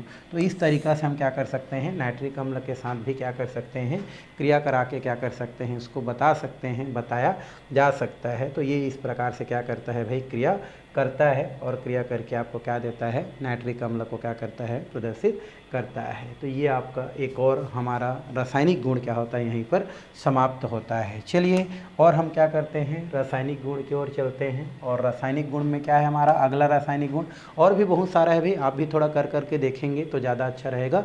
और जो समझ में नहीं आएगा उसे हम क्या कर सकते हैं, आप जो है लाइव जो क्लास रहता है उसमें आप कमेंट्स करके, है ना, या पहले से क्वेश्चन को देख करके आप क्या कर सकते हैं, उस क्वेश्चन को हमसे पूछ सकते हैं भाई, ठीक है, ओके। चलिए अब हाइड्रोजन से अधिक धन विद्युती जो क्या होता है हमारा धातु होता है उसके साथ, अभी जस्ट देख रहे थे वो क्या था हमारा धातु, हाइड्रोजन से कम धन विद्युती के साथ था, अब क्या है हाइड्रोजन से अधिक धन विद्युती के साथ है। और उसमें पहला दिया है जस्ता, जस्ता किसको बोलते हैं भाई, जिंक को बोलते हैं, जिंक को क्या बोलते हैं, जस्ता कहते हैं। तो इस जस्ता के साथ आपको क्या करना है, क्रिया कराना है, क्रिया करा के हमको क्या करना है, अभी इसको देखना है, ठीक है। तो चलिए जस्ता में क्या करते हैं, जस्ता में कुछ नहीं करना है, जस्ता हम लोग लेते हैं तो नाइट्रिक अम्ल और जस्ता ले लेते हैं, ये जस्ता हो गया। और नाइट्रिक अम्ल का फार्मूला क्या होता है भाई हमारा HNO क्या होता है 3 होता है। ये जो हमारा HNO3 होता है इसके साथ अगर क्रिया कराते हैं तो ये हमारा प्लस होता है, जैसे पहले जानते हैं, ये आप क्या होता है माइनस होता है जानते हैं। तो उस स्थिति में यहाँ से Zn और क्या प्राप्त हो जाता है हमारा HO3 और ये 2 होता है जिसे हम जिंक नाइट्रेट के नाम से जानते हैं। इसको हम क्या बोलते हैं भाई, जिंक नाइट्रेट कहते हैं, क्या बोलते हैं, जिंक नाइट्रेट कहते हैं। तो उस स्थिति में इसको बैलेंस करने की ज़रूरत रहता है। तो कितना से बैलेंस करते हैं, यहाँ पर इसको 2 से क्या कर देते हैं हम लोग, बैलेंस कर देते हैं। 2 से हम क्या करते हैं, जैसे ही बैलेंस करते हैं, बैलेंस करने से क्या प्राप्त हो जाता है हमारा, ये H2 के रूप में क्या हो जाता है यहाँ से मुक्त हो जाता है। तो जिंक नाइट्रिक अम्ल के साथ क्रिया करके जिंक नाइट्रेट और साथ में क्या करता है हाइड्रोजन गैस मुक्त करता है। तो इस तरीक़ा से हम जिंक के साथ नाइट्रिक अम्ल के क्रिया करा करके इस प्रकार के यौगिक क्या करते हैं, प्राप्त करते हैं। और इसका नाम क्या होता है भाई, नाइट्रिक अम्ल होता है। इसका नाम क्या होता है हमारा, नाइट्रिक अम्ल है, नाइट्रिक अम्ल है ना। तो इस तरीक़ा से हम जस्ता के साथ भी क्या कर सकते हैं, क्रिया करा करके हम यौगिक क्या कर सकते हैं, प्राप्त कर सकते हैं भाई, ठीक है। चलिए थोड़ा सा हम बात करते हैं किसके साथ, लोहा के साथ बात करते हैं। और लोहा के साथ जो है देखते हैं कि किस प्रकार की क्रिया ये देता है, कैसा देता है। चलिए वैसे आपको पता है लोहा का फार्मूला क्या होता है भाई, Fe होता है। अब इस आयरन को या लोहा को आयरन भी बोलते हैं भाई, आपको पता होगा, 12th वाले बच्चे हैं आप, ठीक है। तो ये आयरन होता है। अब इस आयरन को जब हम क्या करते हैं, नाइट्रिक अम्ल के साथ क्या करते हैं, क्रिया कराते हैं, तो यहाँ से क्या होता है आपका बहुत सारा हमारा प्राप्त होता है। जैसे ये हमारा क्या हो जाता है, 4 ठो लेते हैं और इसको हम लोग कितना लेते हैं, 8 में बैलेंस होता है, 4 और 8 में बैलेंस लेते हैं। उस स्थिति में क्या हो जाता है हमारा Fe। और नाइट्रेट की हम बात करें तो यहाँ पर क्या हो जाता है आपका आयरन नाइट्रेट क्या हो जाता है, प्राप्त हो जाता है। तो आयरन नाइट्रेट की अगर हम बात करें तो उस स्थिति में कितना हो जाएगा भाई हमारा 4, अगर हम देखें, क्या देखें, 4 देखें, ठीक है। तो आयरन की देखें तो आयरन में क्या क्या हो सकता है, तो यहाँ पर हम आयरन की बात करें तो कितना हो जाएगा आपका Fe। इसकी हम लोग बात करें 4, तो 4 होगा तो क्या क्या बनेगा, तो 4 दूनी 8, तो 4 दूनी कितना है हमारा 8 हो जाएगा। तो ये हमारा क्या हो जाएगा, NO3 हो जाएगा और ये 2 हो जाएगा। तो आयरन 4 हो गया और ये 4 दूनी कितना हो गया हमारा 8 हो गया, क्योंकि 4 सामने से क्या करेंगे, गुणा करेंगे, तो 4 दूनी कितना हो जाएगा 8 हो जाएगा। और 8 हाइड्रोजन यहाँ से क्या हो जाएगा, नवजात के रूप में क्या हो जाएगा, मुक्त हो जाएगा। 8 हाइड्रोजन मुक्त हो रहा है। अब वो जो 8 हाइड्रोजन होगा आगे, ये जो हमारा 8 हाइड्रोजन निकला है ये क्या करता है HNO3, और ये क्या होता है हमारा, ये जो हाइड्रोजन निकला है इस हाइड्रोजन के साथ क्या करता है हमारा, वो जो नवजात हमारा हाइड्रोजन निकला है, ये हाइड्रोजन अगर क्या करता है इसके साथ क्रिया करता है, तो क्रिया करने से आपका क्या बन सकता है, यहाँ से एक NH3 होता है हमारा, एक हमारा क्या निकल जाता है, अमोनिया निकल जाता है, और साथ में H2O क्या होता है, प्राप्त होता है। तो ये हो गया NH3 और साथ में क्या होता है भाई हमारा H2O प्राप्त होता है। उस स्थिति में हम लोग अगर देखते हैं तो यहाँ पर कितना हो जाता है हमारा 8 और 1 9 है, तो ये हो जाता है 6 दूनी 12, 6 दूनी 12 हो गया। तो 3 करते हैं यहाँ से, कितना करते हैं भाई इसको 3 हम लोग करते हैं तो बैलेंस हो जाएगा आपका। तो ये हो जाता है 3H2O, 3H2 करते हैं तो 3 दूनी 6 3 9 हो जाता है। और नाइट्रोजन की बात करें तो नाइट्रोजन इसमें हमारा कितना है 1 है, ऑक्सीजन कितना है 3 है, तो लगभग हमारा बैलेंस हो गया। अब ये जो हमारा अमोनिया है, ये अमोनिया आगे क्या करता है हमारा, फिर से नाइट्रिक अम्ल के साथ क्या करता है, क्रिया करता है। तो ये जो हमारा अमोनिया है, जो अमोनिया निकला है वो फिर से क्या करेगा, नाइट्रिक अम्ल के साथ क्रिया करता है। तो ये क्या क्या बनता है भाई, इसको देख लो। तो ये जो अमोनिया है फिर से नाइट्रिक अम्ल के साथ क्रिया, क्योंकि नाइट्रिक अम्ल तो है ही उसमें, इसके पास लोन प्यारा प्लेक्टान होता है, ये प्लस चार्ज वाला होता है, इसको अपनी ओर क्या कर लेता है, खींच लेता है। ये क्या बन जाता है हमारा NH4 हो जाता है, और ये क्या हो जाता है आपका NO3 क्या हो जाता है, प्राप्त हो जाता है। अब सबको क्या कर दिया जाए, अगर बैलेंस कर दिया जाता है तो उस स्थिति में जो चीज़ रहता है दोनों तरफ रहता है वो कट जाता है, एक तरफ रहता है वो क्या रहता है आपका बचा रहता है। तो उसको हमको क्या करना है, इस प्रकार से सबको आपको जोड़ के लिखना है। तो इसमें क्या बताया गया, लोहा के साथ क्रिया करेगा कौन, नाइट्रिक अम्ल, तो क्या बनाता है, ये माइनस होता है और ये क्या होता है, प्लस होता है। तो प्लस और माइनस मिल के क्या बना लेता है, आयरन नाइट्रेट बनाता है, और 8 ठो नवजात हाइड्रोजन क्या करता है, मुक्त करता है। वो जो नवजात हाइड्रोजन निकलता है वो पुनः नाइट्रिक अम्ल के साथ क्या करता है, क्रिया करता है, क्रिया करके क्या बनाता है, अमोनिया, और वाटर का मालिक्यूल्स क्या करता है, मुक्त करता है। अब यहाँ से जो अमोनिया निकला है ये एक लुईस क्षार होता है, ये पुनः नाइट्रिक अम्ल के साथ क्या करता है, क्रिया कर लेता है, और क्रिया करके अमोनियम नाइट्रेट का क्या करता है, हमारा निर्माण करता है। किसका निर्माण करता है भाई, अमोनियम नाइट्रेट का क्या करता है, निर्माण करता है। और सबको फिर क्या कर दिया जाता है, आपको बैलेंस करने के लिए सब समीकरण को आपस में क्या कर दिया जाता है, जोड़ दिया जाता है। तो चलिए जोड़ देते हैं, क्या मिलेगा हमारा, देखो आयरन, देखो इस साइड कितना है भाई, दोनों तरफ रहता है, उसको काट दो, तो इधर हमारा 8 है, इधर हमारा 8 है, कट जाएगा, लेकिन किसके लिए, खाली आपको समझाने के लिए, ठीक है। और कुछ कटने लायक दिख रहा है, हाँ ये अमोनिया इधर भी है, अमोनिया इधर भी है, ये भी क्या हो गया आपका, कट गया। और कुछ कटने लायक दिख रहा है क्या, H2O तो दोनों तरफ नहीं है, और कुछ नहीं कटने लायक दिख रहा है, लगभग सब क्या है आप ठीक है। तो हम क्या करते हैं, सबको जोड़ देते हैं। तो आयरन का ठो है हमारा, 4 ठो आयरन है, ये हमारा 4 क्या है, आयरन है, और 8 नाइट्रिक अम्ल ये हो गया, 9 और 1 10, तो टोटल 10 क्या हो जाता है यहाँ पर, नाइट्रिक अम्ल हो जाता है HNO3। टोटल कितना हो गया 10, 4 देखो 8 हो ये है, 9 10 हो गया। अब इस साइड वाला सब खत्म, इस साइड वाला क्या बचा है, 4 ठो बचा है आपका क्या, आयरन, और ये क्या बचा है आपका NO3, और ये हो जाता है आपका 2, और इधर क्या बचा है आपका, एक पानी का अणु बचा है, कितना अणु का, 3 ठो, तो ये हो जाता है 3। तो इसको लास्ट में लिख देते हैं, उससे पहले किसको लिख देते हैं भाई, उससे पहले लिख देते हैं NH4, और ये हो जाता है NO3, और लास्ट में किसको लिख देते हैं हम लोग, 3H2O, क्या लिखते हैं लास्ट में हम लोग, 3H2O। तो ये हो जाता है आपका 3H2O। तो ये फाइनली क्या बनता है आपका, इसका समीकरण बनता है या होता है।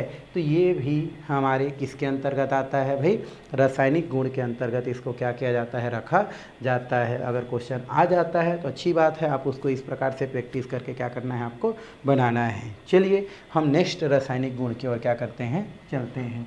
नेक्स्ट जो रासायनिक गुण है वो है हमारा उत्कृष्ट धातुओं के साथ क्रिया। किसके साथ भाई, उत्कृष्ट धातुओं के साथ क्रिया।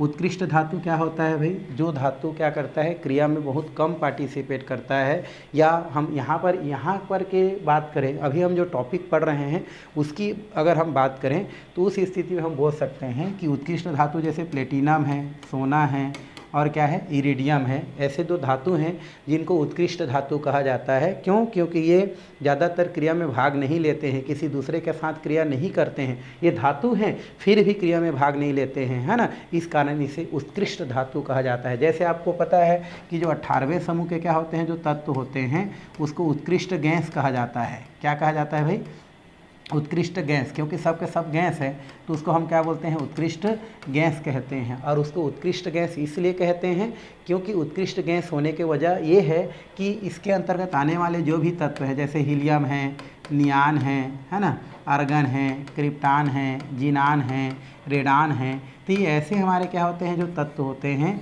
जो फिलहाल क्रिया में भाग नहीं लेते हैं, इस कारण उसे उत्कृष्ट गैस कहते हैं। सेम ऐसा ही गुण कौन रखते हैं भाई हमारे, प्लेटिनम रखता है, सोना जिसे ऑरिक बोलते हैं, इरिडियम रखता है, इस कारण इसे हम उत्कृष्ट धातु कहते हैं। और ये जो धातु होते हैं वो डायरेक्टली अगर क्या कर दिया जाए, नाइट्रिक अम्ल में क्या कर दिया जाए, डुबा दिया जाए, जैसे प्लेटिनम को डुबा दिया जाए या सोना को डुबा दिया जाए तो उसके साथ कोई क्रिया नहीं करता है। यही वजह है कि नाइट्रिक अम्ल को सोना चांदी के शोधन में क्या किया जाता है, उपयोग किया जाता है। तो ये हमारा नाइट्रिक अम्ल है, मान लो ये क्या है, नाइट्रिक अम्ल। अब इसमें हम क्या मिला दें, सोना को मिला दें, तो ये सोना के साथ कोई क्रिया नहीं करेगा, नो रिएक्शन, ठीक है, डायरेक्टली उसके साथ कोई क्रिया नहीं करेगा।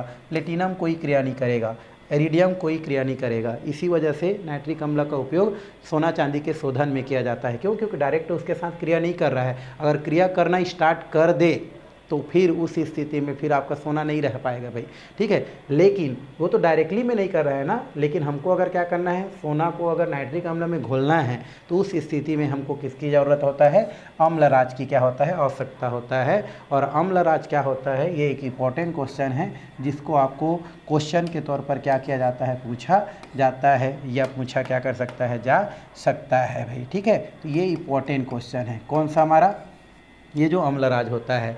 अम्लराज होता क्या है, तो अम्लराज होता है एक भाग जो क्या होता है हमारा नाइट्रिक अम्ल का, और 3 भाग सांद्र हाइड्रोक्लोरिक अम्ल का जो मिश्रण होता है वो क्या कहलाता है, अम्लराज कहलाता है। और ये दोनों क्या करते हैं, क्रिया करते हैं, क्रिया करके नवजात क्लोरीन मुक्त करते हैं, और वही क्लोरीन फिर क्या करता है, सोना को या प्लेटिनम को क्या करता है, अपने में घोल लेता है, या उसके मिश्रण में सोना या चांदी क्या हो जाता है, घुल जाता है। तो यहाँ पर लिख सकते हैं अम्लराज, अम्लराज, अम्लराज एक भाग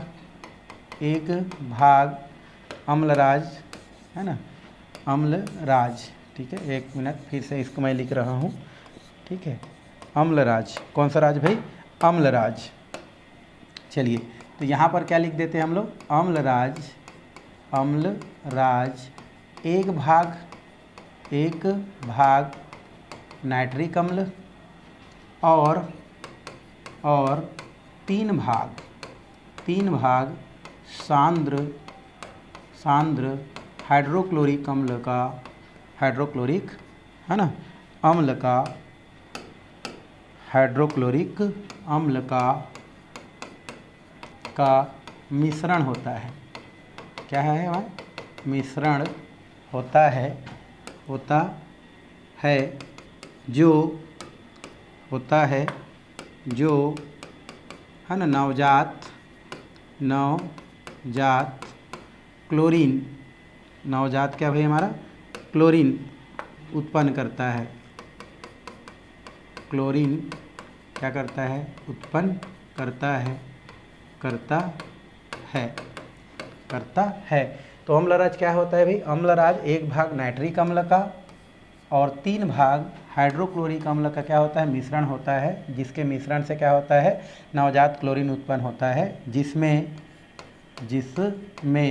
या अम्लराज में क्या होता है हमारा, फिर प्लेटिनम जो उत्पन्न करता है, जो क्या करता है, सोना को या प्लेटिनम को क्या कर लेता है, अपने में घोल लेता है, जिससे या जो सोना है ना प्लेटिनम को अपने में क्या कर लेता है भाई, घोल लेता है, या उसमें क्या होता है, प्लेटिनम क्या होता है, विलय होता है, जो सोना और प्लेटिनम को अपने में घोल लेता है, या उसमें क्या हो जाता है हमारा, सोना और प्लेटिनम क्या हो जाता है, घुल जाता है, किसमें, अम्लराज में। क्योंकि अम्लराज क्या होता है, नाइट्रिक अम्ल का एक भाग हाइड्रोक्लोरिक अम्ल का 3 भाग मिल करके वो अम्लराज बनाते हैं, और उस अम्लराज में नवजात क्या होता है, क्लोरीन उत्पन्न होता है।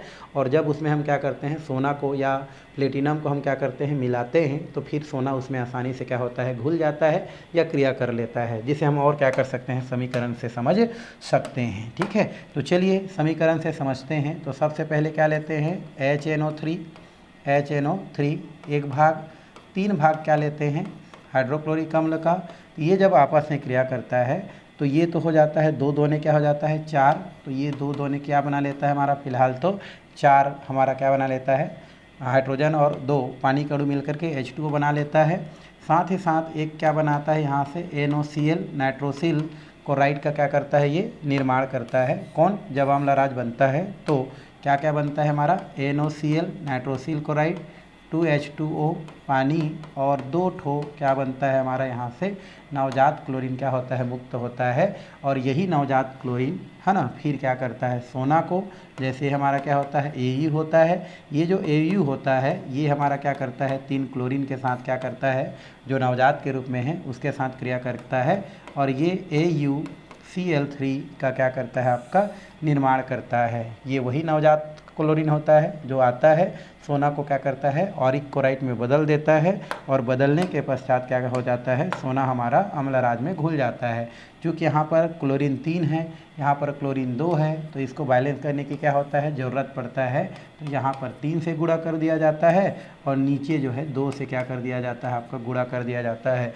2 से गुणा करते हैं तो 3 दूनी 6 हो जाता है, 3 से गुणा करते हैं तो 3 दूनी 6 हो जाता है, ऊपर नीचे क्या हो जाता है कैंसल हो जाता है, और कुछ कैंसल वाला नहीं लग रहा है तो डायरेक्ट क्या होता है हमारा ये हो जाता है सोना, कै ठो सोना, 2 ठो सोना। ठीक है, यहाँ पर कितना सोना है भाई हमारा 2 सोना, 2 से गुणा करेंगे तो क्या हो जाएगा 2Au, साथ में क्या होता है हमारा नाइट्रिक अम्ल कितना है हमारा 3 ठो है, तो ये हो जाता है 3HNO3, तो आप उल्टा लिख दो इसको थोड़ा सा, है ना, तो ये 3 और ये क्या हो जाएगा HNO3 हो जाता है 3 ठो हमारा, और इधर क्या बचा है हमारा साथ में क्या बचा है भाई 3 दूनिया 3 तिया 9 हो जाएगा, कितना हो जाएगा भाई 3 तिया 9 HCl हो गया, और तो कुछ नहीं बचा है, और 2 ठो क्या बचा है हमारा AU, ये इस साइड वाला ख़त्म हो गया।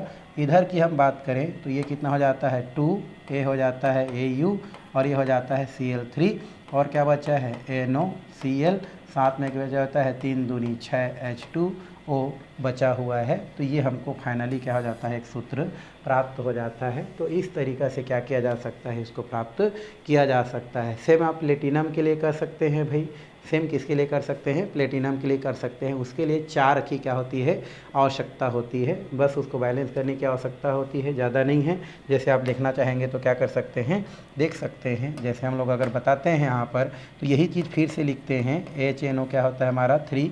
चलो इसको मैं थोड़ा सा ऊपर करके लिखता हूँ, ये इसको मिटा दिया जाए, ठीक है, और फिर लिखा जाए, ये हो गया।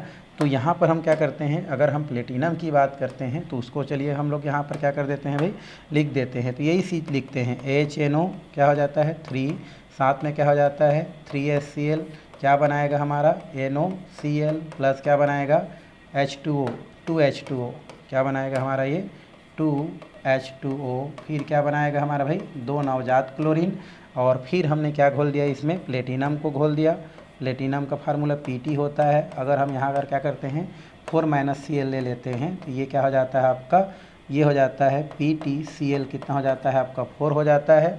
अगर ओवरऑल बैलेंस करने तो यहाँ पर ज़्यादा की कुछ ज़रूरत नहीं पड़ता है, ऊपर वाला को बैलेंस कर दिया जाए ऐसा करके। ये हमारा 2 से जब बैलेंस करते हैं तो 4 और 4 क्या हो जाता है कैंसल हो जाता है, तो बच क्या जाता है हमारा 2 ठो बच गया हमारा, ये हो गया HNO3 हो गया, 2 ठो क्या हो जाता है भाई HNO3, ये देखो 2 से गुणा करेंगे तो HNO3, और 6 ठो क्या हो जाएगा क्लोरीन, 3 दूनी कितना हो जाता है हमारा 6 HCl हो गया। एक क्या बचा है यहाँ पर प्लेटिनम बचा है, इक्वल टू बात करें तो ये हो जाता है Pt, ये क्या हो जाता है हमारा PtCl कितना हो जाता है हमारा 4 हो जाता है। थोड़ा सा अच्छा से बनाएंगे भाई आप टी को, है ना, ये यहाँ पर थोड़ा सा ये हो जाता है PtCl4। क्या बचा है हमारा, एक बचा है हमारा ये NaOCl, कैट हो 2 ठो है तो 2 लगा दो, और 2 दूने 4 क्या हो जाता है हमारा वाटर का मालिक्यूल। तो इस तरीक़ा से फाइनली हमको क्या हो जाता है यौगिक क्या हो जाता है प्राप्त हो जाता है। हम इसको क्या कर सकते हैं प्राप्त कर सकते हैं, प्राप्त करते हैं। ठीक है, ये हो गया उत्कृष्ट धातुओं के साथ क्रिया, जिसमें से क्वेश्चन पूछा जाता है वो होता है अम्लराज क्या है। तो अम्लराज क्या होता है भाई, एक क्वेश्चन तो यही बन गया, तो ये बहुत ही ज़्यादा महत्वपूर्ण है। अम्लराज क्या होता है, तो अम्लराज क्या होता है 1 भाग नाइट्रिक अम्ल का और 3 भाग सांद्र हाइड्रोक्लोरिक अम्ल का जो मिश्रण होता है वही अम्लराज कहलाता है। और इसी अम्लराज के मिश्रण में क्या होता है प्लेटिनम हो गया, सोना हो गया, ये क्या होता है घुल जाता है ना। और वो घुलता इसलिए है क्योंकि जब वो दोनों मिलता है तो क्या करता है हमारा हमारा नवजात क्लोरीन क्या करता है, मुक्त करता है। तो इस तरीक़ा से इसको लिखा जाता है और पेपर में जब आता है तो इतना आपको लिखने की क्या होता है, आवश्यकता होता है। और ये बहुत ही महत्वपूर्ण क्वेश्चन है भाई। अभी हम जितना पढ़ें उनमें से अगर देखा जाए तो ये हो गया उत्कृष्ट धातु के साथ क्रिया और ये हो गया हमारा रासायनिक गुण। चलिए, और अगर हम आगे क्या करें देखें तो वो है कार्बनिक यौगिक के साथ क्रिया। किसके साथ क्रिया, कार्बनिक यौगिक के साथ क्रिया। चलिए, ये लास्ट की ओर है हमारा। तो कार्बनिक यौगिक के साथ क्या देखते हैं, क्रिया देखते हैं। तो भाई कार्बनिक यौगिक क्या है हमारे, कार्बनिक यौगिक जैसे फिनॉल है ना, तो फिनॉल के साथ हम क्या कर सकते हैं, क्रिया करा सकते हैं। तो एक हमारा कार्बनिक यौगिक क्या लेते हैं भाई, फिनॉल लेते हैं। ठीक है, ये हमारा क्या हो गया, फिनॉल बोलते हैं इसको, है ना। आप जानते होंगे क्योंकि आप जो है 12th के स्टूडेंट हैं। तो ये फिनॉल होता है हमारा। ठीक है, तो चलिए फिनॉल के साथ करते हैं। और ये फिनॉल एक हमारा क्या होता है भाई, कार्बनिक यौगिक होता है। ये हमारा हो गया OH, इसको बोलते हैं क्या भाई, फिनॉल बोलते हैं। और ये जो फिनॉल है अगर ये क्या करता है, नाइट्रिक अम्ल के साथ क्रिया कर लेता है तो नाइट्रिक अम्ल के साथ क्रिया करके ये इलेक्ट्रोफिलिक प्रतिस्थापन अभिक्रिया क्या करता है, प्रोवाइड कराता है। तो ये जो नाइट्रिक अम्ल के साथ अगर क्रिया करता है, सांद्र नाइट्रिक अम्ल के साथ क्रिया करता है ना, तो उस स्थिति में नाइट्रिक अम्ल OH और NO2 में टूटता है। ठीक है, और इस स्थिति में ये जो NO2 होता है प्लस चार्ज को, OH होता है माइनस चार्ज को प्रदर्शित करता है। और NO2 होता है वो फिनाल के दो जगह पर, जिसको आर्थो और क्या बोलते हैं, पैरा बोलते हैं, यहाँ पर जाके क्या हो जाता है, जुड़ जाता है। तो ये OH हो गया, यहाँ पर एक जुड़ता है NO2 बनाता है और एक और यौगिक इस प्रकार से बनता है। और वो यौगिक क्या होता है भाई हमारा, ये हो जाता है OH और ये हो जाता है आपका NO2। इसको बोला जाता है पैरा नाइट्रोफिनॉल। ये सब आप ऑर्गेनिक केमिस्ट्री में जो है डिटेल पढ़ेंगे, मैं आपको डिटेल पढ़ाऊंगा। अभी फ़िलहाल इतना ही करते हैं। इसका नाम होता है पैरा नाइट्रोफिनॉल, इसको आर्थो बोलते हैं। तो ये होता है हमारा आर्थो नाइट्रो, है ना, आर्थो नाइट्रो क्या होता है हमारा, ये फिनाल होता है। तो ये सब हमारा टॉपिक ऑर्गेनिक केमिस्ट्री की ओर का है, बट आ गया है तो यहाँ पर दिखाते हैं। ये हमारा क्या होता है, बेंजीन होता है भाई। ठीक है, ये क्या हमारा बेंजीन है। अगर इसमें कोई समूह जुड़ा हुआ है तो उस समूह का जस्ट बगल वाला क्या कहलाता है, आर्थो। इधर भी जस्ट बगल वाला आर्थो। जैसे हम क्या है, बेंजीन है, तो और हमसे कोई समूह जुड़ा है तो मेरा जस्ट अपोजिट साइड का कार्बन क्या होगा, आर्थो। इस तरफ का भी क्या होगा, आर्थो। जैसे ये बेंजीन है और बेंजीन से OH क्या हुआ है, जुड़ा है, तो उसके जस्ट बगल वाला क्या होता है, आर्थो बोलते हैं इसको क्या बोलते हैं, आर्थो। उसके जस्ट बगल वाला को बोलते हैं मेटा। इधर भी जस्ट बगल वाला को क्या बोलेंगे, मेटा। दोनों तरफ से लेते जाते हैं ना, इधर आर्थो इधर आर्थो, फिर जस्ट दूसरा वाला मेटा, इधर भी मेटा, और जस्ट नीचे वाला को क्या बोलते हैं हम लोग, पैरा बोलते हैं। ठीक है, तो ये हम लोग क्या करेंगे, ऑर्गेनिक केमिस्ट्री में करेंगे। फिलहाल अभी कार्बनिक यौगिक के साथ हमने क्या देखा, क्रिया देखा। ये भी हमारे नाइट्रिक अम्ल के रासायनिक गुण के अंतर्गत क्या करते हैं हम लोग, रखते हैं। तो इतना में आपका क्या होता है, रासायनिक गुण क्या होता है आपका, समाप्त होता है। किसका नाइट्रिक गुण किसका रासायनिक गुण समाप्त होता है भाई, नाइट्रिक अम्ल का। ठीक है, चलिए नाइट्रिक अम्ल के गुण के बाद हम थोड़ा सा इसके उपयोग की क्या करते हैं, बात करते हैं। क्योंकि जब क्वेश्चन पूछा जाता है, ठीक है, जब पूछता है, जैसे आपको क्वेश्चन कर दिया गया कि नाइट्रिक अम्ल बनाने की ओस्टवाल विधि का सचित्र, या ये बोल दिया जाए कि नाइट्रिक अम्ल बनाने की जो विधि है उस विधि का निम्न पदों पर क्या कीजिए, आप इसका वर्णन कीजिए। इसमें आपको फिर पॉइंट दे दिया, नामांकित चित्र बनाइए, रासायनिक समीकरण बनाइए, उसके अलावा कुछ थ्योरी लिखिए, और लास्ट में लिखा रहता है उपयोग। तो उपयोग उसमें कंपलसरी रहता है प्रयोगशाला विधि में। तो आपको जो है 2-4 ठो आपको याद रहना चाहिए, ताकि अगर पूछ दे तो वहाँ पर बन जाए। तो यहाँ पर देखो बहुत सारे इसका उपयोग दिया गया है भाई। तो उस उपयोग को हम क्या करते हैं, देखते हैं। जैसे पहला है विस्फोटक पदार्थ बनाने में। क्या बनाते हैं हम नाइट्रिक अम्ल से, विस्फोटक पदार्थ। जैसे नाइट्रोग्लिसरीन विस्फोटक पदार्थ है, डायनामाइट सुने होंगे विस्फोटक पदार्थ है, TNT ट्राई नाइट्रो टालविन जो होता है ये विस्फोटक पदार्थ है, गर्न कॉटन विस्फोटक पदार्थ है, पिक्रिक अम्ल है ना विस्फोटक पदार्थ है, धूम्रहीन बारूद विस्फोटक पदार्थ है। तो ये सारे बम सम बनाने में किसका प्रयोग किया जाता है, नाइट्रिक अम्ल का प्रयोग किया जाता है। ठीक है भाई, तो ये आप क्या कर सकते हैं, यहाँ पर लिख सकते हैं। और ये सब हम सब पढ़ेंगे ऑर्गेनिक केमिस्ट्री तरफ। ठीक है, पिक्रिक अम्ल पढ़ेंगे, है ना। उसके अलावा हम लोग डायनामाइट तो नहीं पढ़ेंगे, TNT पढ़ेंगे। तो ये सब बनाने में जो कि विस्फोटक पदार्थ होते हैं उसको बनाने में नाइट्रिक अम्ल का क्या किया जाता है, उपयोग किया जाता है। तो पहला उपयोग यही हो गया। ठीक है, दूसरा उर्वरक बनाने में प्रयोग प्रयोग करते हैं भाई। उर्वरक बनता है नाइट्रिक अम्ल से, है ना। जैसे बेसिक कैल्शियम नाइट्रेट, ये उर्वरक का नाम है जिसका formula calcium oxide calcium nitrate होता है, जिसको हम एक साथ क्या बोलते हैं, बेसिक कैल्शियम नाइट्रेट बोलते हैं, जो कि एक उर्वरक होता है। उर्वरक क्या होता है भाई, ऐसा पदार्थ जो पेड़ पौधों के लिए आवश्यक हो और जिसको लैब में तैयार किया जाता हो, उसको उर्वरक बोलते हैं। और खाद तो हमारे वो घर का रहता है ना, हमारे जो घर में रहता है, जिसको हम लोग गोबर वोबर को डाल के क्या करते हैं, खाद बनाते हैं, वो खाद है, ये उर्वरक है। ठीक है। चूना पत्थर जो हो गया, चूना पत्थर के तनु नाइट्रिक अम्ल की अभिक्रिया से बनाया जाता है। तो ये जो हमारा बेसिक कैल्शियम नाइट्रेट होता है वो कैसे बनता है, तो चूना पत्थर लेते हैं। चूना पत्थर का फार्मूला क्या होता है हमारा, कैल्शियम कार्बोनेट को चूना पत्थर लेते हैं और चूना पत्थर को किसके साथ क्रिया करा देते हैं, नाइट्रिक अम्ल के साथ क्रिया कराते हैं, तो जा कर के क्या बनता है हमारा बेसिक कैल्शियम नाइट्रेट उर्वरक बनता है। ये भी हमारा क्या होता है, उपयोग के अंतर्गत आता है।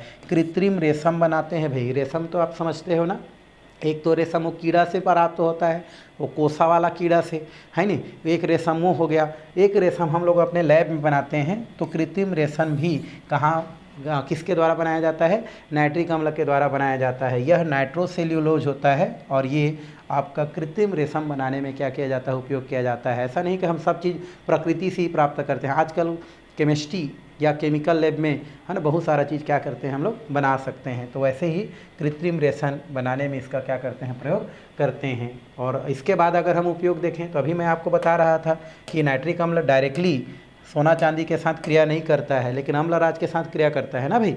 तो डायरेक्टली क्रिया नहीं करता है, इसलिए सोना चांदी के शोधन में इसको प्रयोग में लाया जाता है। जैसे जो सोनार लोग होते हैं ना, सोनार लोग क्या करते हैं, उसके पास ले जाओगे तो जो सोना चांदी में थोड़ा मलिन आ जाए रहता है ना, धुंधलापन आ जाए रहता है ना, थोड़ा सा उसका जो चमक है वो थोड़ा कम हो जा रहता है, तो उसको जब सोनार को दे देंगे तो वो एकदम धो धा के उसको एकदम चकाचक कर देता है। तो वो किसका प्रयोग करता है भाई, वो नाइट्रिक अम्ल का प्रयोग करता है, प्योर नाइट्रिक अम्ल का ना। नहीं तो फिर मिलावट रहेगा तो आपका सोना उसमें ना चला जाएगा। कई जो सोनार लोग होते हैं ना, वो बड़ा गड़बड़ कर देते हैं। जब नाइट्रिक अम्ल में ना कुछ दूसरा पदार्थ अगर मिला देते हैं और अगर इसमें कोई दूसरा अदर पदार्थ मान लो मिला है और इसमें अगर आपका सोना या चांदी को डुबाते हैं, उस स्थिति में कुछ जो है कण सोना का या चांदी का वही क्या हो जाता है, उसके जो पात्र रहता है उसमें क्या हो जाता है, गिर जाता है, जिससे आपका सोना के जो कण होते हैं उसमें क्या हो जाता है, कमी आ जाता है। ठीक है। तो कई ऐसे सोनार हैं जो ऐसा काम करते हैं, लेकिन करना नहीं चाहिए भाई। ठीक है। प्योर में करेंगे तो आपका सोना क्या होता है, एकदम वही रहता है और बढ़िया साफ भी क्या हो जाता है। ठीक। तो ये हो गया, इसको तो आप विशेष ध्यान रखेंगे। दूसरा के बाद चौथा के बाद पांचवा है, प्रयोगशाला में अभिकर्मक के रूप में प्रयोग करते हैं भाई। अभिकर्मक मतलब क्रिया कराने के लिए इसका प्रयोग किया जाता है। बहुत सारा टेस्ट ना अभिकर्म जो है नाइट्रिक अम्ल की उपस्थिति में होता है, तो इसलिए अभिकर्मक के रूप में भी इसका प्रयोग करते हैं। छठवां बात करें तो धातुओं की चित्रकारी करने में भी, या धातुओं पर, धातु मतलब बहुत सारा धातु है भाई, तांबा वांबा होता है ना, पहले ताम्रपत्र में कुछ कुछ लिखा करते थे ना जी, है ना, वैसा है। तो वही है, धातुओं पर क्या करने में, चित्रकारी करने में भी इसका प्रयोग किया जाता है, फोटो बनाते हैं। ठीक है। सातवां बात करें तो आक्सीकारक देखे हैं और प्रयोगशाला में भी कर्मक के रूप में। आक्सीकारक तो अभी जस्ट पढ़ के आ रहे हैं, उसमें लास्ट है रॉकेट ईंधन में भी इसका आक्सीकारक के रूप में प्रयोग करते हैं। और लास्ट है कार्बनिक यौगिक के नाइट्रीकरण, अभी जस्ट लास्ट में हम सूत्र देखें उसमें इसका प्रयोग करते हैं। तो इस तरीक़ा से हम क्या करते हैं, बहुत सारा उपयोग नाइट्रिक अम्ल से या नाइट्रिक अम्ल के द्वारा क्या करते हैं, काम में लाते हैं। तो इस तरीक़ा से हम नाइट्रिक अम्ल के उपयोग को बता सकते हैं। अब इतना सारा दिमाग में रखने की ज़रूरत नहीं है, तीन ज़्यादा 2 या 3 दिमाग के रखने की जरूरत है। जैसे उर्वरक बनाने में बेसिक कैल्शियम नाइट्रेट लिख देना उदाहरण, दूसरा सोना और चांदी के शोधन में ये लिख देना, बम सम बनाते हैं विस्फोटक पदार्थ में लिख देना और एक आठक नाम लिख देना, डायनामाइट हो गया, TNT हो गया, बस इतना आपको याद रखना है। ठीक है। पूरा सबको याद रखने की ज़रूरत नहीं है। तो ये हो गया नाइट्रिक अम्ल के रासायनिक गुण हो गया, रासायनिक साथ में उसका उपयोग हो गया। और इससे पहले तो आप पढ़े हैं, बनाने की विधि पढ़े हैं। तो इतना में नाइट्रोजन का जो यौगिक है ना, नाइट्रोजन के जो यौगिक है, नाइट्रोजन के कितने यौगिक पढ़े थे भाई, 2 यौगिक। एक हमारा नाइट्रोजन के यौगिक N2 पढ़े थे और एक दूसरा हम लोग पढ़े थे यहाँ पर फिलहाल जो है नाइट्रिक ऑक्साइड, है ना। ये यहीं पर क्या होता है, समाप्त होता है। और आने वाला जो क्लास है उसमें हम आगे का जो आपका समूह है उसके बारे में क्या करने वाले हैं, पढ़ने वाले हैं, या आगे जो भी हमारे टॉपिक है वो देखने वाले हैं। तो आज का जो क्लास है वो यहीं पर हम क्या करते हैं, स्टॉप करते हैं और आने वाले जो क्लास है उसमें हम लोग आगे का टॉपिक क्या करने वाले हैं देखने वाले हैं भाई। ठीक है, ओके।